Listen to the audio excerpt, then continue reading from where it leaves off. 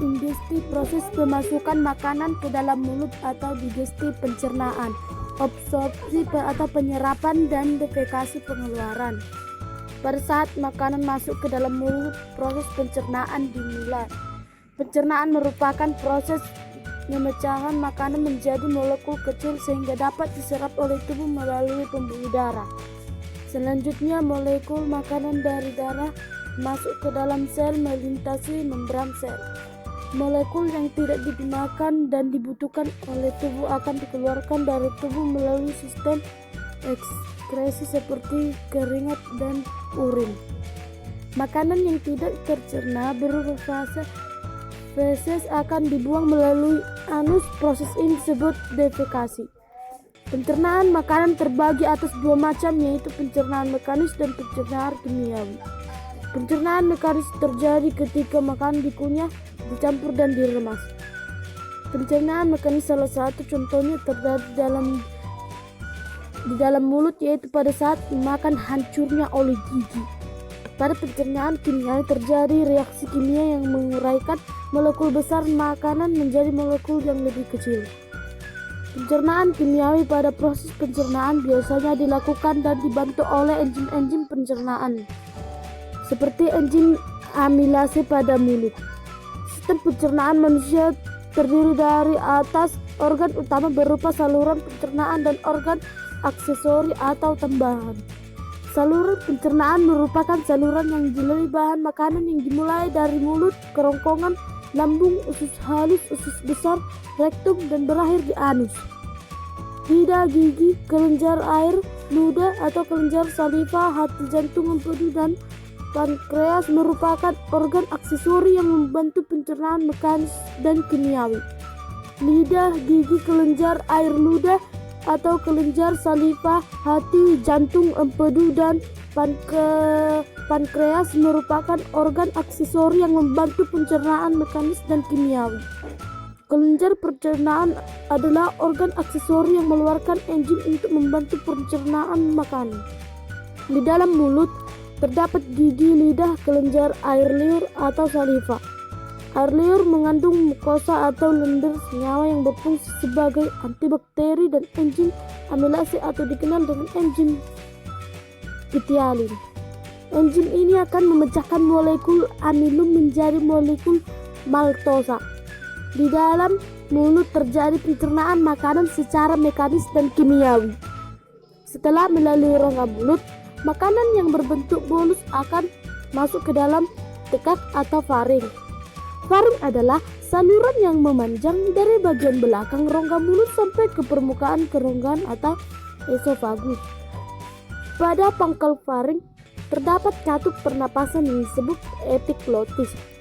Epiglotis berfungsi untuk menutup ujung saluran pernapasan atau laring agar makanan tidak masuk ke saluran pernapasan. Setelah melalui faring, bolus menuju ke esofagus atau kerongkongan.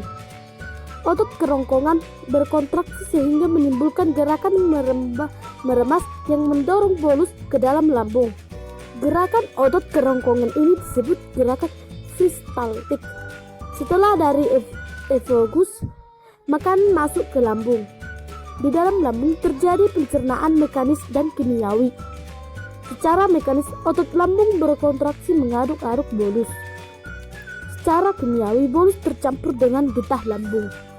Getah lambung mengandung asam klorida atau HCl, enzim pepsin, dan enzim renin. HCl berfungsi untuk menjadikan ruangan dalam lambung bersifat asam atau pH 1-3 sehingga dapat membunuh kuman yang masuk bersama makanan. Enzim pepsin akan menghidrolisis atau memecah protein menjadi peptid atau campuran dari polipeptida dan asam amino. Enzim renin akan mengendapkan protein kasein yang terdapat dalam susu. Setelah melalui proses pencernaan selama 2-4 jam di dalam lambung atau bolus menjadi bahan kuningan yang disebut kimus atau bubur usus. Setelah melalui proses pencernaan, kimus akan masuk sedikit demi sedikit ke dalam usus 12 jari. Pengaturan ini dibantu oleh adanya Sfinkter yaitu otot-otot yang tersusun melingkar antar lambung, usus, dan 12 jari. Usus halus memiliki panjang sekitar 8,25 meter, usus setengah dengan panjang sekitar 7 meter, dan usus penyerap dengan panjang sekitar 1 meter. Dalam usus halus terjadi pencernaan secara kimiawi saja.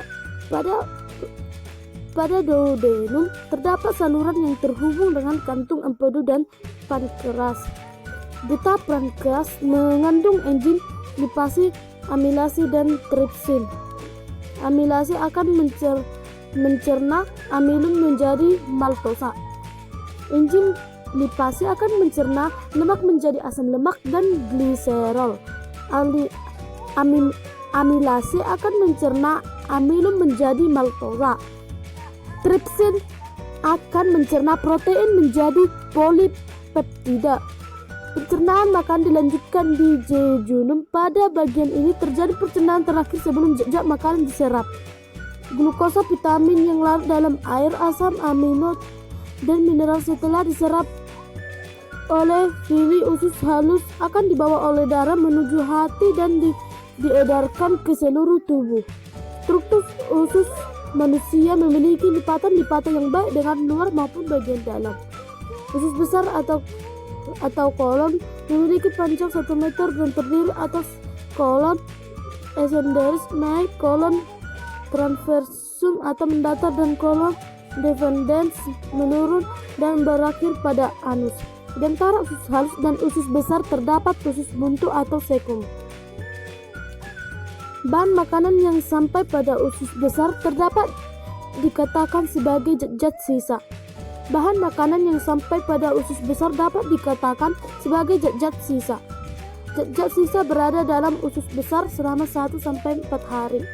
Zat sisa tersebut terdiri atas sejumlah besar air dan bahan makanan yang tidak dapat tercerna, misalnya selulosa. Usus besar berfungsi mengatur kadar air pada sisa makanan. Bila kadar air pada sisa makanan terlalu banyak, maka dinding usus besar yang menyerap kelebihan air tersebut. Sebaiknya bila sisa makanan kekurangan air, maka dinding usus besar akan mengeluarkan air mengirimnya ke sisa makanan. Dalam usus besar terdapat banyak kali bakteri coli yang membantu membusukkan sisa-sisa makanan tersebut. Bakteri Escherichia coli maupun membentukkan vitamin K dan B12. Sisa makanan yang tidak terpakai oleh tubuh beserta gas-gas yang berbau-bau disebut tinja atau feses dan dikeluarkan melalui anus. Terima kasih sudah menonton video ini, semoga bermanfaat. Jangan lupa tekan tombol subscribe.